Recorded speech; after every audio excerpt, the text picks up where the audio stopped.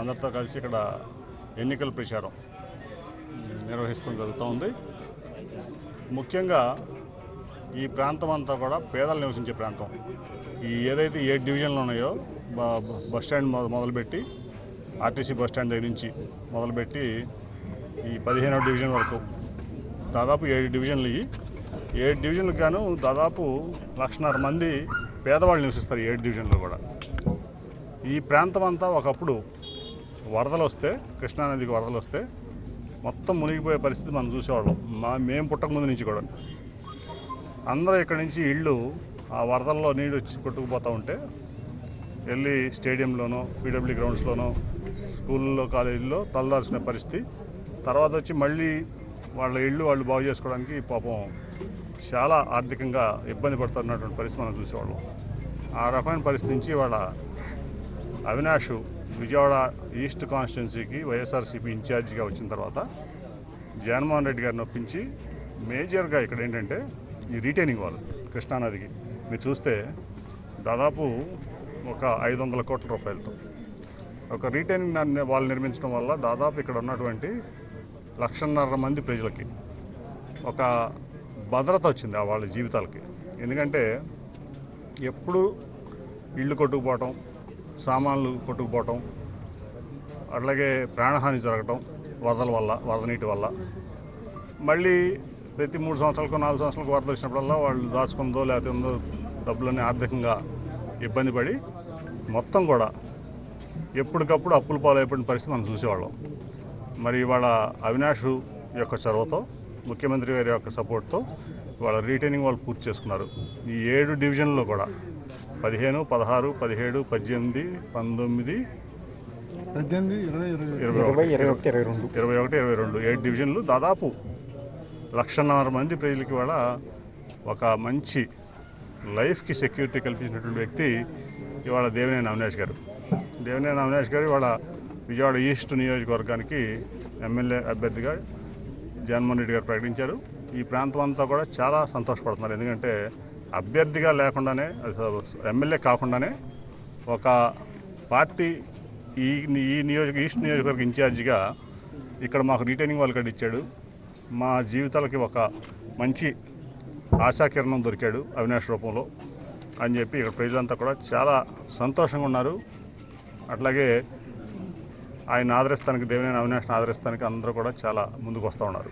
అటువంటి పరిస్థితుల్లో ఇవాళ ఈ రీటైనింగ్ వాళ్ళే కాకుండా విజయవాడ తూర్పు నియోజకవర్గానికి మొత్తం ఏదన్నా కానీ 800 కోట్ల రూపాయలు తన ఎమ్మెల్యే కాకపోయినా ఇవాళ ఓటేస్తారా ఓటేయరా రేపేంటి అని చూడకుండా ఇటు పేదవాళ్ళకి అండగా ఉన్నాడు. పేదవాళ్ళకి కావాల్సినటువంటి ఏదైతే రీటైనింగ్ వాళ్ళు కానీ ఈ ప్రాంతానికి కావాల్సినటువంటి ఇందాక చూసాం, డిప్యూటీ మేయర్ గారు చూపించారు. ఆ డ్రైనేజ్ మీద ఒక కవర్ ల్యాండ్ వేసి, ఐరన్ కవర్ ల్యాండ్ వేసి ఇంతకుముందు 7 అడుగులు 8 అడుగులు ఉంటే కింద పడిపోయే పరిస్థితి, చాలా ప్రమాదాలు, చిన్నపిల్లలు దాంట్లో పడిపోయేవాళ్ళు, అలాగే ఇవన్నీ కూడా జరిగాయి. అటువంటి దానికి ప్రతి చిన్న విషయాన్ని కూడా టేకప్ చేసి ఈ ప్రాంతానికి అంతా కూడా ఒక మంచి అండగా నిలబడినటువంటి పరిస్థితి వాళ్ళ అవినాష్ది. ఈ విజయవాడ ఈస్ట్కి జగన్మోహన్ రెడ్డి గారి ఆశీస్సులతో చాలా డెవలప్మెంట్, ఎప్పుడు కనీవిని జరిగినటువంటి డెవలప్మెంట్ ఇవాళ అవినాష్ గారు చేశారు. కాబట్టి మంచి ప్రజల నుంచి మంచి ఆదరణ వస్తుంది, ముఖ్యంగా పేద వర్గాల నుంచి. మీరు చూశారు నిన్న మొన్న అక్కడ మన సింగనమల నియోజకవర్గంలో పేదవాళ్ళు అంటే చంద్రబాబు నాయుడికి ఎంత చులకనో మీరు చూసుంటారు. ప్రెస్ వాళ్ళు, మీడియా వాళ్ళు కూడా కవర్ చేశారు దాన్ని. మీరు అందరూ కూడా ఆయనకి ఎంత చులకనంటే, అన్న ఎన్టీ రామారావు గారి పార్టీ పెట్టింది ఎందుకు?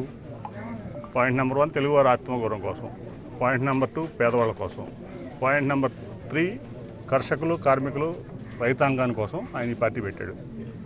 ఆ సిద్ధాంతాల నుంచి డివేట్ అయ్యి ఆ సిద్ధాంతాలని సప్త సముద్రాల్లో ముంచేసి ఇవాళ ధనికుల్ని ప్రేమించడమే కాకుండా పేదల పట్ల చాలా అవహేళనగా, చాలా చులకనగా, మరి ఇవాళ ఒక టిప్పర్ డ్రైవర్కి జగన్మోహన్ రెడ్డి గారు సీట్ ఇవ్వడం జగన్మోహన్ రెడ్డి గారు తప్పని ఆయన పబ్లిక్ మీటింగ్లో అవహేళన చేశారంటే పేదల పట్ల ఆయనకు ఉన్నటువంటి భావన మీరు అర్థం చేసుకోవాలి. పేదలందరూ కూడా ఆయనకి పేదలు ఎవరు ఆయన కళ్ళకు కనపడకూడదు, వాళ్ళు పేదలకి రాజ్యాధికారం ఉండకూడదు, పేదలు ఎమ్మెల్యేలు అవ్వకూడదు, ఎంపీలు అవ్వకూడదు, ఓన్లీ ధనికులకు మాత్రమే ఎంపీలు ఎమ్మెల్యే అర్హత ఉంది అని చెప్పి ఆయన భావన. దాంట్లో ఈ పాటలను చూసాం మనం. ఆయన ప్రవర్తించిన తూరు కూడా ఈసారి సీట్లు ఇచ్చే దాంట్లో అంతా క్యాష్ కొట్టు టికెట్ పట్టు స్కీమ్ అనమాట. ఇది క్యాష్ కొట్టు టికెట్ పట్టు.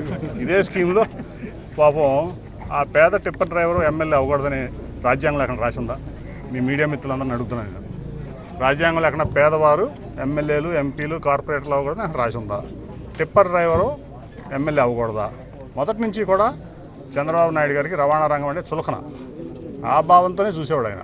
అన్న ఎన్టీ రామారావు పార్టీ పెట్టినప్పుడు తెలుగుదేశం పార్టీ మొత్తం ప్రతి లారీ డ్రైవరు ప్రతి టిప్పర్ డ్రైవరు ఇక్కడి నుంచి ఈశాన్ కలకటాకి కూడా వెళ్ళే లారీలు కానీ నార్త్ ఢిల్లీ వెళ్ళే లారీలు ప్రతి లారీకి జెండా పట్టు తిరిగారు డ్రైవర్లు. రవాణా రంగ డ్రైవర్లు జెండా పైన కట్టుకుని తిరిగిన పరిస్థితి చూసాం మనం. అట్లాగే మన ఆటో నగరం అంతా కూడా ఆ రోజు అన్నగారి కోసం పనిచేశారు.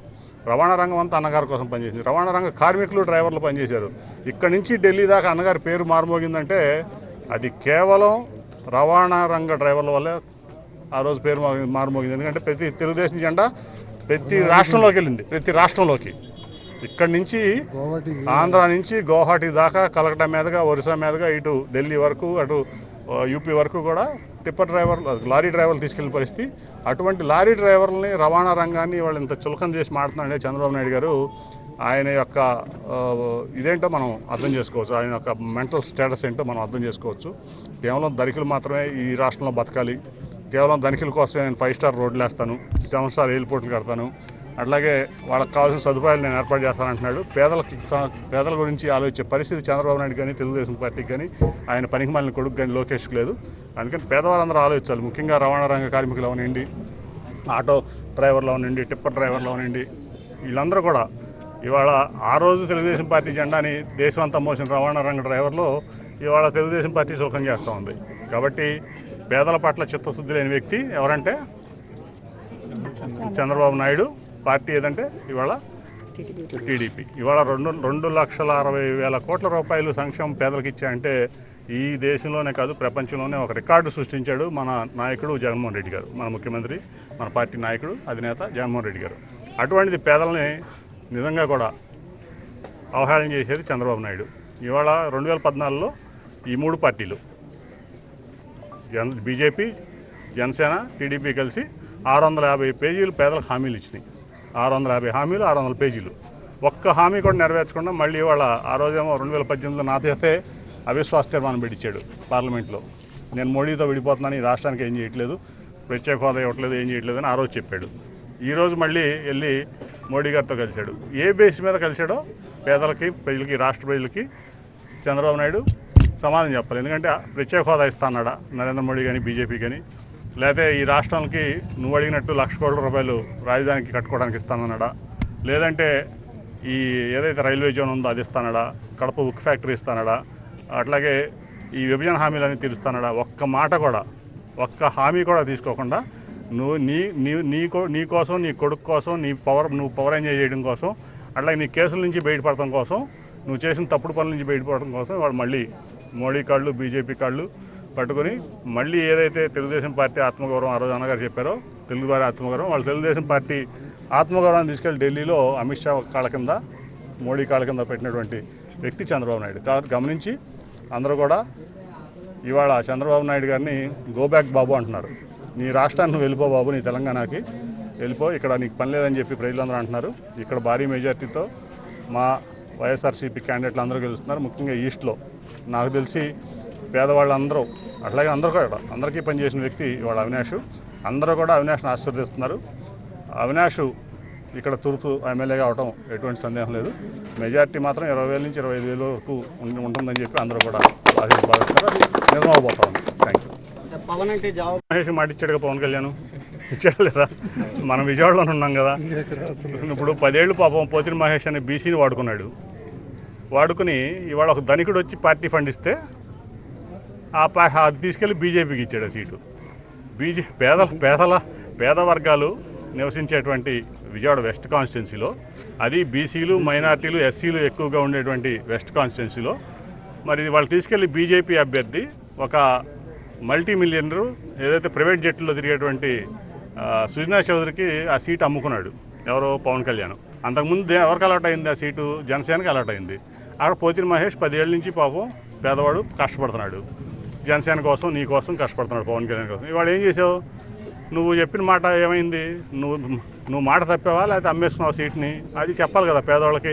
ఆ రోజున ప్రతి ఒక్కళ్ళు, నేను విజయవాడ వెస్ట్ అది మొత్తం చూస్తున్నప్పుడు, టీడీపీలో ఉన్నప్పుడు చాలామందికి అపోహ ఉండేది.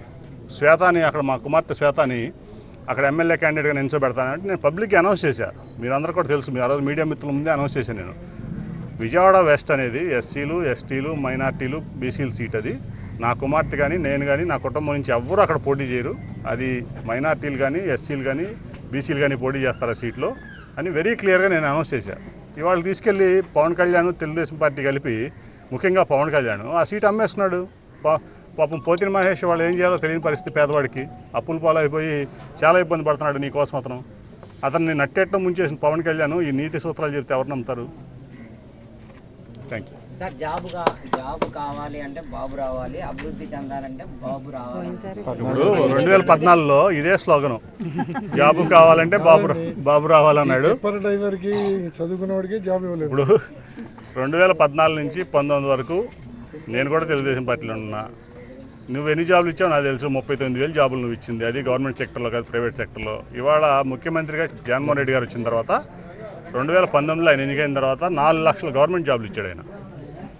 2,40,000 మంది వాలంటీర్లు, దాదాపు 1,00,000 చిల్లర మంది ఈ సచివాలయ సిబ్బంది, బ్రహ్మాండ 4 లక్షల జాబులు. అట్లాగే ఇవాళ ప్రైవేట్ సెక్టర్లో బోల్డెన్ జాబులు వచ్చినాయి. ఏదన్నా కానీ 6 లక్షల జాబ్స్ పైన ఇవాళ జగన్మోహన్ రెడ్డి గారు ఈ రాష్ట్రంలో గవర్నమెంట్లో 4 లక్షలు ఇచ్చారు, ప్రైవేట్లో 2 లక్షల పైన వచ్చినాయి. నువ్వు ఇచ్చిన జాబ్స్ ఏదైదో 34,000 మందికి కావాలంటే నేను డేటా ఇస్తాను, దేనైనా రుజువుతోనే మాడతాను నేను. మీకు తెలుసు కదా, డేటా ఉంది నా దగ్గర. నువ్వు ఇచ్చింది 34,000 మందికో 35,000 మందికో. జగన్మోహన్ రెడ్డి గారు ఇచ్చింది గవర్నమెంట్ సెక్టర్లోనే 4 లక్షల మందికి, ప్రైవేట్ సెక్టర్లో ఇంకా 2 లక్షల పైన ఇచ్చారు. రికార్డ్ అయినాయి ఇంకా చాలా ఉన్నాయి. కాబట్టి జాబు రావాలంటే బాబు కాదు, ధనికులు బాగుండాలంటే బాబు రావాలి. పేదలు బాగుండాలంటే పేదలు మధ్యతరగతి వాళ్ళు బాగుండాలంటే జగన్ గారు రావాలి. సార్, వాలంటీర్కి 5,000 ఇచ్చి వాళ్ళ జీవితాలన్నీ పాటు చేశాను, నేను వస్తే 50,000 వరకు ఇస్తాను. అది ముందెందుకు చేయలేదినా? 2014 నుంచి 19 వరకు నువ్వే అధికారంలో ఉన్నావు కదా. ఇప్పుడు ఏమంటున్నాడు? వాలంటీర్లు అసలు పనికిరారు అన్నాడు. ముందు వాలంటీర్ల మీద చాలా అభియోగాలు వేసాడు, గోన్ సంచులు అని చెప్పి నానా రకాలు మాట్లాడాడు. ఆ రోజు నువ్వు ఎందుకు ఇవ్వాలా? వాళ్ళు జగన్మోహన్ రెడ్డి గారు అనేక సంస్కరణలు తీసుకొచ్చాడు. ఏది విలేజ్ క్లినిక్లు పెట్టాడు, నువ్వెందుకు చేయలా? ఇవాళ రైతు భరోసా కేంద్రాలు పెట్టాడు, నువ్వెందుకు చేయలా?